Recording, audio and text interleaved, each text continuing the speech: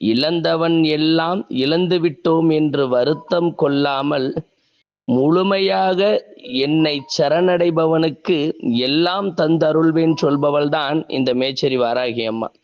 இந்த அம்பாள் வருகின்ற அஷ்டமி அன்று மாலை 4 மணி முதல் 8 மணிக்குள் சரியான முறையில் தேங்காயில் தீபம் ஏற்றி வளரூபமாக 12 முறை என்னை சுற்றி தவம் செய்பவர்களுக்கு நான் நினைத்ததை தந்து, இருளில் இறப்பை தேடி தவிக்கின்றவனுக்கு மீண்டும் ஒரு வாழ்வை தந்து அருள் புரிவேன் என்று சொல்பவள்தான் இந்த மேச்சேரி வாராகி தாய்.